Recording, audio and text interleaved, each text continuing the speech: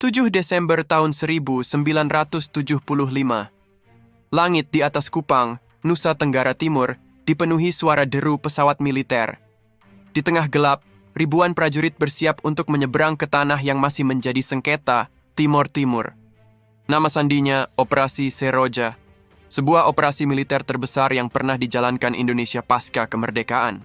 Di permukaan, alasan resmi pemerintah sederhana: menghentikan kekacauan, menstabilkan wilayah, menyelamatkan rakyat Timor Timur dari perang saudara. Namun di balik layar, pertarungan geopolitik global sedang berlangsung. Amerika Serikat, Australia, dan negara-negara tetangga mengamati. Setiap langkah dihitung. Setiap manuver memiliki konsekuensi.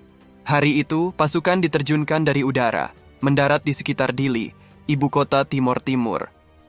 Dalam hitungan jam, tembakan membelah kota. Jalan-jalan dipenuhi pecahan kaca, tubuh-tubuh bergelimpangan, dan dinding-dinding yang hangus oleh peluru. Di tengah kepulan asap, Indonesia resmi memulai pendudukan militer yang akan bertahan lebih dari 24 tahun. Sebuah pendudukan yang akan meninggalkan luka dalam sejarah kedua bangsa. Apa yang sebenarnya terjadi di balik invasi ini? Siapa yang diuntungkan? Siapa yang dikorbankan? Dan berapa banyak nyawa yang harus hilang sebelum dunia menoleh? Tahun 1974, Portugal berguncang.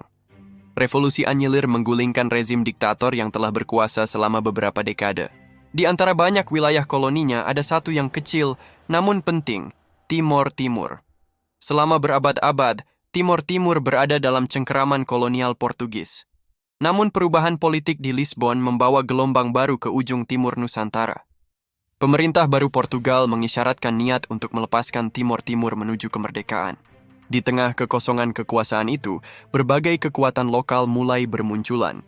Partai Fretilin, Frente Revolucionaria de Timor-Leste Independente, mengusung ideologi kiri, terinspirasi oleh gerakan kemerdekaan dunia ketiga, menginginkan Timor Timur yang merdeka dan sosialis. Sementara itu, UDT, União Democrática Timorense, lebih moderat, mengusulkan transisi bertahap menuju kemerdekaan dengan tetap mempertahankan hubungan dengan Portugal.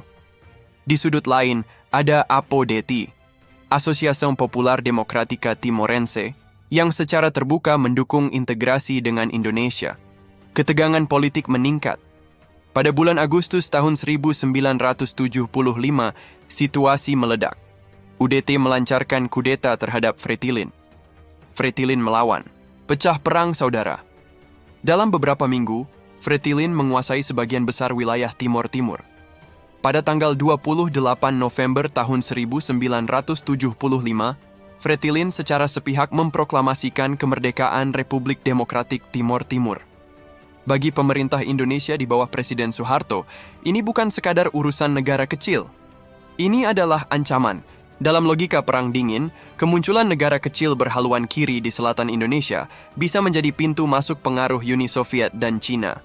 Sebuah risiko geopolitik yang tidak bisa diterima, terutama setelah jatuhnya Vietnam Selatan ke tangan komunis tahun sebelumnya. Pemerintah Indonesia melalui Operasi Komodo, sebuah operasi diplomasi rahasia, berusaha membujuk faksi-faksi pro-integrasi untuk menyatukan diri dengan Indonesia. Namun, upaya itu tidak membuahkan hasil yang cukup cepat. Di balik layar, dukungan Amerika Serikat dan Australia terhadap langkah Indonesia semakin jelas. Meskipun secara resmi menjaga jarak, dokumen-dokumen yang kemudian dideklasifikasi menunjukkan bahwa kedua negara besar itu mengetahui rencana invasi dan tidak menghentikannya. Dengan alasan stabilitas kawasan dan atas nama anti-komunisme, lampu hijau diberikan. Pada bulan Desember tahun 1975, semua persiapan selesai. Operasi militer terbesar dalam sejarah Indonesia modern pun dimulai. 7 Desember tahun 1975,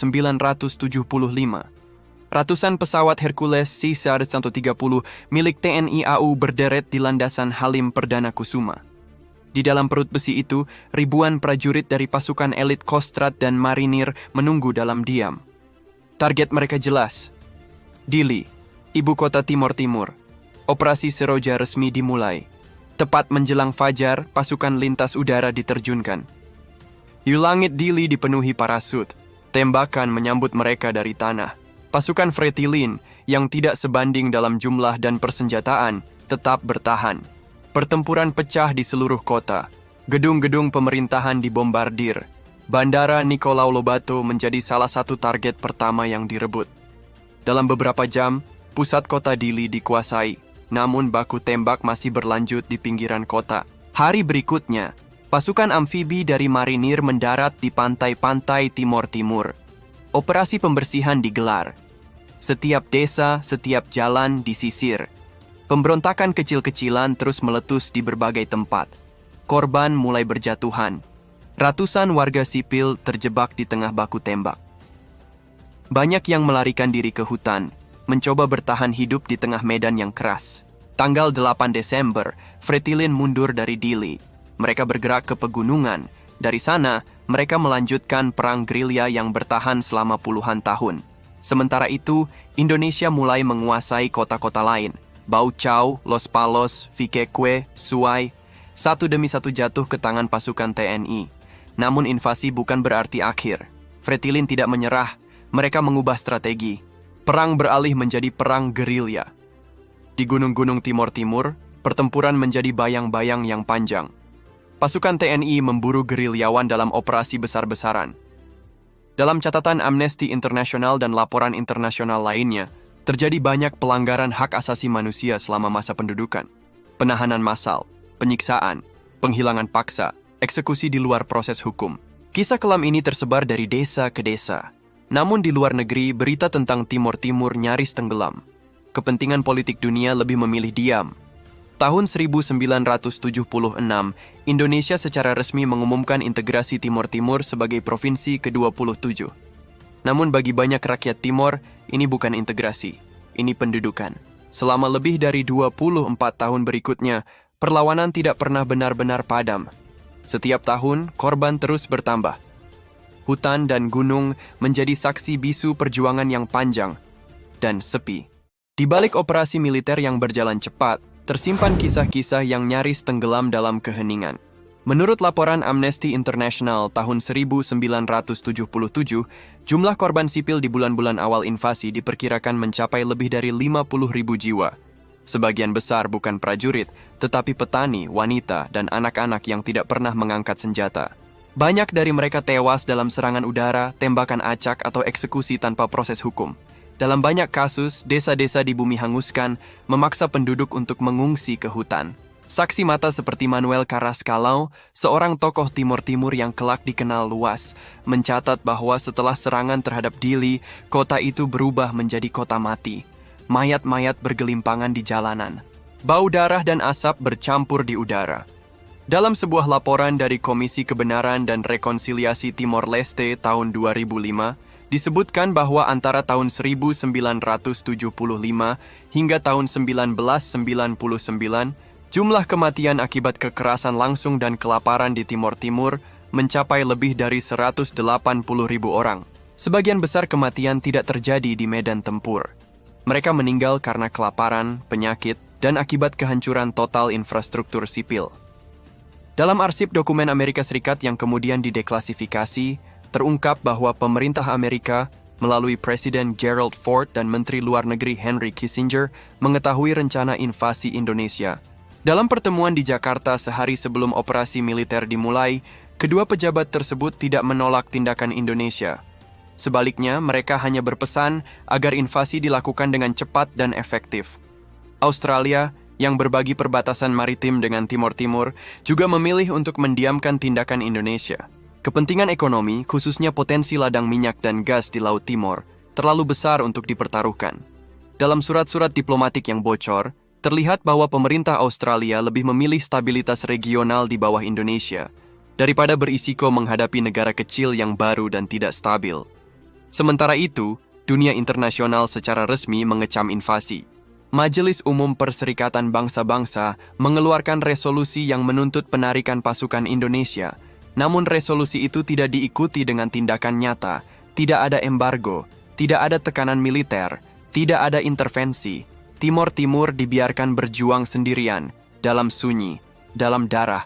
Operasi Seroja tidak hanya mengubah peta wilayah, ia mengubah nasib dua bangsa untuk selamanya. Bagi Indonesia, keberhasilan menguasai Timor Timur pada awalnya dianggap sebagai kemenangan politik dan militer. Timor Timur diintegrasikan sebagai provinsi ke-27. Pemerintah membangun jalan, sekolah, dan fasilitas umum. Namun di balik pembangunan itu, perlawanan bawah tanah tetap membara. Gerakan Fretilin, meski terpukul, tidak pernah sepenuhnya padam. Dari hutan-hutan pegunungan, dengan persenjataan seadanya, mereka melanjutkan perang gerilya selama lebih dari 2 dekade. Pemberontakan ini menguras sumber daya militer Indonesia. Ribuan tentara dikerahkan secara bergantian.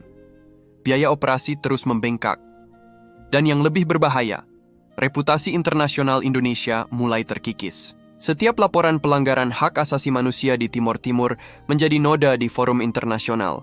Setiap kisah tentang penghilangan paksa, penyiksaan, dan eksekusi massal membuka mata dunia akan harga yang dibayar oleh rakyat kecil. Dalam negeri, isu Timor Timur menjadi beban politik yang berat. Pemerintah Orde Baru harus mempertahankan narasi stabilitas sambil menahan laju kritik dari dalam dan luar negeri. Bagi rakyat Timor Timur, invasi berarti generasi yang hilang. Anak-anak yang lahir dalam bayang-bayang perang, keluarga yang tercerai-berai, budaya yang tertekan oleh kebijakan asimilasi. Dari tahun ke tahun, penderitaan itu terakumulasi. Membangun sebuah identitas nasional baru, identitas bangsa yang bertahan dalam luka.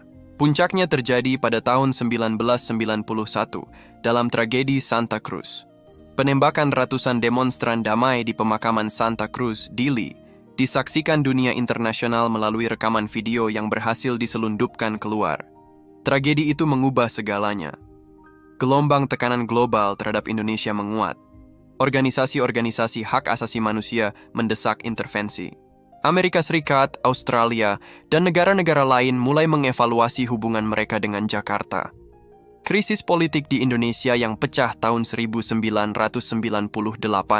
setelah kejatuhan Presiden Soeharto memberikan peluang bagi rakyat Timor Timur untuk menentukan nasib mereka sendiri. Tahun 1999, di bawah pengawasan Perserikatan Bangsa-Bangsa, diadakan referendum. Mayoritas rakyat Timor Timur memilih merdeka, namun keputusan itu kembali dibayar mahal. Gelombang kekerasan meletus, ribuan nyawa kembali melayang, kota-kota dibakar. Tanah air yang baru merdeka itu lahir dari puing-puing kehancuran. Akhirnya, pada 20 Mei tahun 2002, Timor Leste resmi menjadi negara berdaulat. Sebuah bangsa kecil yang berdiri di atas bekas luka sejarah yang dalam. Bagi Indonesia, kehilangan Timor Timur adalah pelajaran pahit tentang batas kekuasaan, tentang harga dari sebuah pendudukan, dan tentang pentingnya suara rakyat yang tidak bisa dibungkam dengan kekuatan militer selamanya. Sementara itu, nama Operasi Seroja tetap hidup dalam ingatan. Bagi sebagian orang, itu adalah lambang pengorbanan. Bagi yang lain, itu adalah simbol luka yang tidak pernah benar-benar sembuh. Dalam lembaran sejarah Indonesia, Operasi Seroja tercatat sebagai salah satu operasi militer terbesar yang pernah dijalankan. Namun dalam hati banyak orang, ia tercatat sebagai luka yang menganga. Timor Timur adalah cermin. Cermin tentang bagaimana ambisi, ketakutan, dan politik besar dapat menghancurkan kehidupan orang-orang kecil yang hanya ingin hidup dalam damai. Di jalanan Dili, di hutan-hutan Matebian, di reruntuhan desa-desa kecil, jejak-jejak itu masih ada. Jejak kehilangan, jejak perlawanan, jejak keberanian, dan jejak kesunyian yang panjang. Hari ini, Timor Leste berdiri sebagai bangsa merdeka, namun harga yang mereka bayar terlalu besar untuk diukur dengan angka. Harga yang hanya bisa dimengerti oleh mereka yang pernah kehilangan rumah, keluarga, dan masa depan sekaligus. Bagi Indonesia, kisah Timor Timur menjadi pelajaran tentang batas kekuasaan, tentang bagaimana narasi pembangunan tidak bisa menggantikan hak untuk menentukan nasib sendiri, dan tentang bagaimana sejarah tidak selalu ditulis oleh pemenang, tetapi oleh mereka yang bertahan, dengan darah, dengan air mata, dengan ingatan. Sejarah bukan untuk disesali, bukan untuk dibenarkan, tetapi untuk dipahami, agar di masa depan kita tidak mengulangi luka yang sama, dengan nama yang berbeda. Jika kisah ini membuka pandangan Anda tentang perjalanan sejarah kita, dukung channel ini dengan klik suka, bagikan video ini kepada mereka yang peduli, dan berlangganan untuk tetap bersama dalam perjalanan mengenali lembaran sejarah yang jarang diungkap. Setiap perhatian Anda adalah satu langkah kecil untuk menjaga agar suara-suara yang pernah dibungkam tetap terdengar. Sampai jumpa di kisah sejarah berikutnya. Tetap berpikir, tetap bertanya, tetap mengingat.